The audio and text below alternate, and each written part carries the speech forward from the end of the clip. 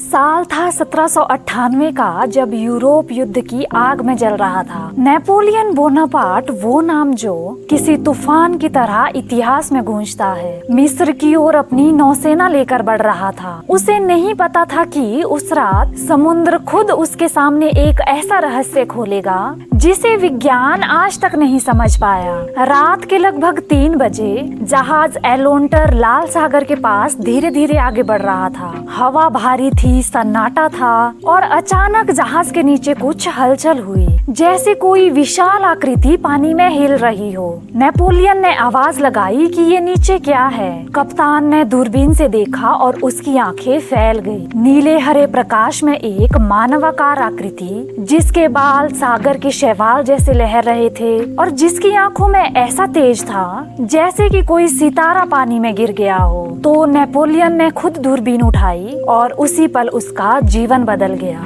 तो कहानी में आगे बढ़ने से पहले अगर आपने अभी तक वीडियो को लाइक नहीं किया तो प्लीज वीडियो को लाइक कर दीजिए और चैनल को सब्सक्राइब कर दीजिए। तो वो आकृति धीरे धीरे पानी की सतह के पास आई। नेपोलियन ने देखा कि उसका ऊपरी हिस्सा एक औरत का था, पर नीचे से चमकीली मछली की पूंछ थी। उसने जहाज के पास आकर जैसे ही कुछ कहना चाहा तो आवाज की बजाय एक मधुर ध्वनि गूंजी। नेपोलियन ठिठक गया।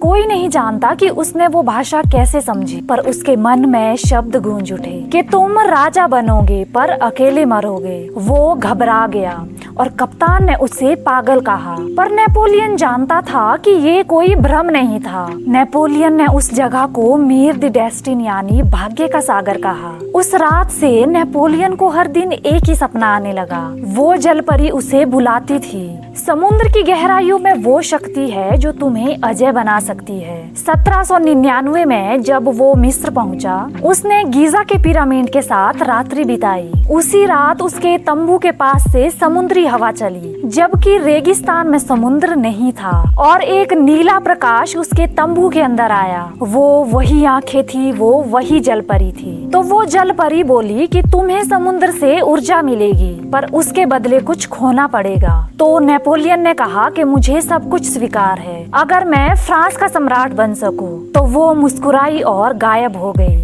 1804 में जैसे कि भविष्यवाणी थी, नेपोलियन फ्रांस का सम्राट बना। उसकी जीत अजय थी। इटली, जर्मनी सब उसके नाम से कांपते थे। कई इतिहासकार कहते थे कि वो एक अदृश्य शक्ति पर विश्वास करता था। उसने कभी किसी के सामने नहीं कहा, पर उसने अपनी एक निजी डायरी में लिखा था कि मैंने सागर से सौदा किया है। जब भी मैं समुद्र के किनारे खड़ा होता हूँ, मुझे वही आवाज सुनाई देती है। नेपोलियन की ये डायरी 1821 में उसकी मृत्यु के बाद सेंट हेलेना द्वीप पर मिली थी, पर ब्रिटिश अधिकारियों ने उसे अंधविश्वास कहकर नष्ट कर दिया था, पर उसका एक पन्ना बच गया था। सेंट हेलेना द्वीप पर जब नेपोलियन को निर्वासित किया गया, वो हर शाम समुद्र किनारे जाता था। स्थानीय मछुआरे कहते हैं कि वो किसी से बातें करता था जो वहाँ पर नहीं दिखता था। एक रात एक बूढ़े नाविक ने उसे देखा। नेपोलियन समुद्र की ओर झुककर कह रहा था कि मैंने अपना वादा पूरा किया,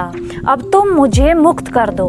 और समुद्र में एक हल्की लहर उठी, एक नीला प्रकाश, जैसे किसी ने उसकी आत्मा को अपने साथ ले लिया हो। अगली सुबह नेपोलियन मृत पाया गया, बिना किसी संघर्ष के, जैसे वो किसी शांति में सो गया हो। 1950 में फ्रांस के पुरातत्वविद मिशेल आवर्टन को सेंट हेलेना में एक छिपा हुआ पत्थर मिला, जिस पर नेपोलियन के हस्ताक्षर थे। उस पर सिर्फ 2 शब्द लिखे थे, मिरमिड रेल। जब उसे पानी में डाला गया तो पत्थर से हल्का नीला प्रकाश निकला, पर जब तक उसे वैज्ञानिक बाहर निकालते वो पत्थर राख बन चुका था। आज भी लाल सागर में एक अजीब चुंबकीय क्षेत्र पाया गया है, जिसे वैज्ञानिक नेपोलियंस एनोलोमी कहते हैं, जहां कंपास दिशा नहीं दिखाता और पानी नीला चमकता है। कई नाविकों ने आज भी ये दावा किया है कि जब सागर शांत होता है और रात में चांद पूरा होता है तो एक नीली परछाई पानी में उभरती है। उसके बाल शैवाल जैसे,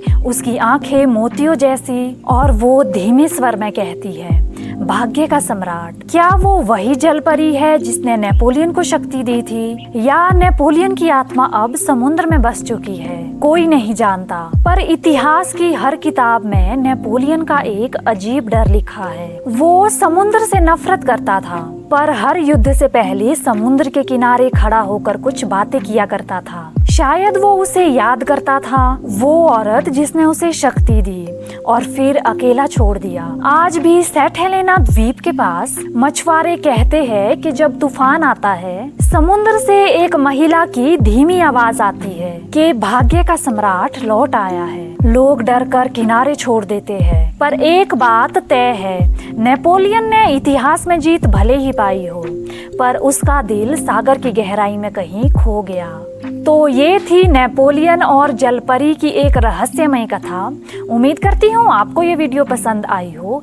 अगर आपको ये वीडियो पसंद आई हो तो प्लीज़ वीडियो को लाइक कर दीजिए, अपने दोस्तों के साथ शेयर कर दीजिए। चैनल पर नए हो तो चैनल को सब्सक्राइब कर दीजिए। फेसबुक पर देख रहे हो तो फॉलो ज़रूर करिए। आपसे मिलते हैं एक और इंटरेस्टिंग और ज्ञानप्रद कहानी के साथ। तब तक के लिए राधे राधे।